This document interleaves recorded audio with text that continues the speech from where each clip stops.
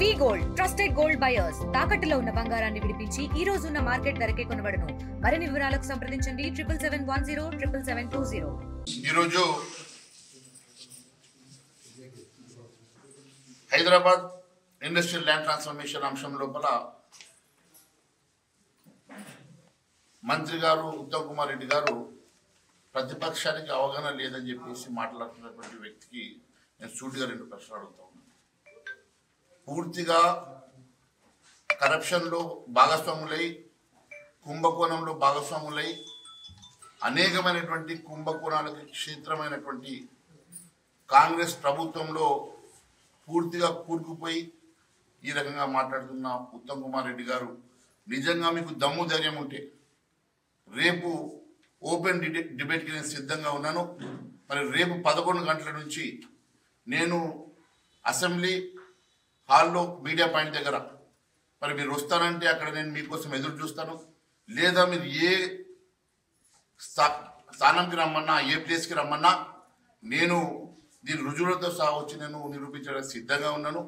మీరు కేవలం అవినీతికి అలవాటు పడి, కుంభకోణాలకు అలవాటు పడి, సివిల్ సప్లైస్ మాదిరిగా ఈరోజు చిన్న చిన్న కుంభకోణాలు మీకు కళ్ళకు కనబడక ఈరోజు ఈ రాష్ట్రాన్ని పూర్తిగా దోచుకునే 6,30,000 కోట్ల రూపాయల కుంభకోణానికి తెరదించి దాంట్లో భాగస్వాములై మరి ఈ రకంగా మీరు ఇష్టానుసారంగా మాట్లాడుతున్నటువంటి ఉత్తమ్ కుమార్ రెడ్డి గారు, మీకు దమ్ము ధైర్యం ఉంటే మరి బహిరంగ చర్చకు సిద్ధమని నేను అడుగుతా ఉన్నాను. అంతేకాదు, హిట్ పాలసీ కాంగ్రెస్ పార్టీ కొత్తగా తెచ్చింది కాదు, గత టీఆర్ఎస్ ప్రభుత్వంలో చర్చ జరిగింది అంటా ఉన్నారు. అంటే టీఆర్ఎస్ పార్టీలో వాళ్ళు తప్పు చేసినారు, వాళ్ళు కరప్షన్ చేసినారు కాబట్టి మేము కూడా అదే రకంగా కరప్షన్ చేస్తాము, అదే రకంగా మేము అదే దారిలో నడుస్తాం అన్నట్టుగా మీరు మాట్లాడుతూ ఉన్నారు. మరి గతంలో మీరు అధికారంలో రాకముందు ఇండస్ట్రియల్ పాలసీ మీద అనేకమైనటువంటి అవినీతి జరిగింది, వాటి మీద ఎంక్వైరీ చేస్తాను, మరి అధికారంలోకి వచ్చిన తర్వాత మేము వాళ్ళ మీద కేసులు పెడతామని చెప్పినటువంటి ఉత్తమ్ కుమార్ రెడ్డి గారు, రేవంత్ రెడ్డి గారు ఈ రోజు అధికారంలోకి వచ్చిన తర్వాత ఒక్క ఇన్వెస్టిగేషన్ చేయకుండా, ఒక ఎంక్వైరీ చేయకుండా, ఒక కేసు పెట్టకుండా, ఒక్కరిని అరెస్ట్ చేయకుండా ఈ రోజు కూడా వాళ్ళ దారిలో మీరు కూడా అదే రకమైనటువంటి అవినీతి చేసి వాళ్ళు 1,000 కోట్లు సంపాదిస్తే మేము 1,00,000 కోట్లు సంపాదిస్తాం అన్నట్టుగా మీరు కూడా కుంభకోణాలకు తెరదించి ఈరోజు ఈ రకంగా మాట్లాడుతూ ఉన్నారు. ఎంత వాటా వచ్చింది? మరి ఉమ్మడి క్యాబినెట్ నిర్ణయం వలన మీరు ఒక్కొక్కరు ఒక్కొక్క మంత్రి ఎంత లాభపడ్డారు? మీరు సబ్ కమిటీలో పార్టిసిపేట్ చేసినందుకు మీకు అధికంగా వాటా వచ్చిందా? ఎందుకోసం ఈ రకంగా మాట్లాడుతూ ఉన్నారు? మీరు కొంత చదువుకున్న వారు, కొంతవరకైనా న్యాయంగా మాట్లాడతారనుకుంటే మీరు కూడా పూర్తిగా అవినీతిలో కూరుకుపోయి ఈ రకంగా పిచ్చి మాటలు మాట్లాడుతూ ఉన్నారు. ఈ రకంగా మాట్లాడే ముందు, మీరు ఆలోచన లేకుండా మాట్లాడే ముందు ఒక్కసారి ఈ రాష్ట్ర భవిష్యత్తు గురించి ఆలోచన చేయాలా.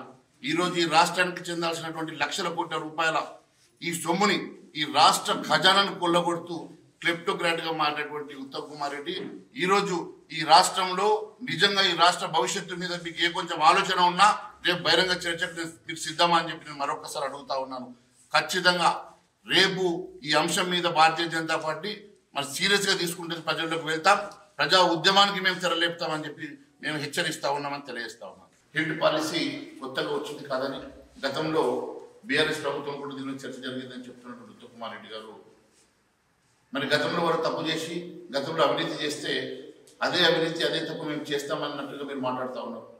మరి గతంలో ఇప్పుడు సబ్ కమిటీలో ఉన్నటువంటి బట్టి విక్రమార్క గారు మాట్లాడుతూ గతంలో వారు పారిశ్రామిక భూముల్ని భూబదలాయింపు జరిగింది, అక్రమాలు జరిగినాయి అంటున్నారు కదా. మరి అక్రమాలు జరిగితే ఎందుకోసమని దాని మీద ఎంక్వైరీ పెట్టలేదు, అక్రమాలు జరిగితే ఎందుకోసమని వారి మీద చర్యలు తీసుకోలేదు, కేసులు పెట్టలేదు, అరెస్టు చేయలేదు అడుగుతా ఉన్నాను. Sub committee వేసామన్నారు.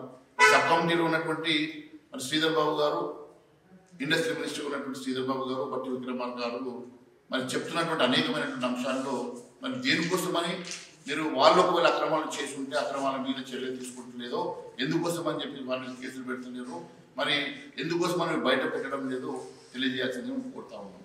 హైదరాబాదు కాలుష్య రహిత ప్రపంచ స్థాయి నగరంగా తీర్చిదిద్దుతాము, అందుకోసమే నగరం బయట పంపిస్తామంటున్నారు కదా. ఎక్కడికి పంపిస్తారు? దానికోసం భూమి కేటాయింపు చేశారా?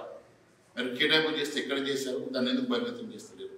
మరి దేనికోసం అని చెప్పేసి ఈ ఓఆర్ఆర్ లోపల ఉన్నటువంటి భూములను అతి తక్కువ ధరకు రిజిస్ట్రేషన్ వాల్యూలో 30% దారదత్తం చేసి కన్వర్షన్ చేసి వాటికి మల్టీ జోన్గా మీరు కన్వర్షన్ చేసేసి ఫ్రీ జోన్గా చేసి వారికి భూభద్రాయింపు చేస్తూ ఉన్నారో ఫ్రీ హోల్డ్ ఇస్తూ ఉన్నారో దాని వెనుక జరిగినటువంటి అవినీతి గురించి ఎందుకు మాట్లాడతలేరు?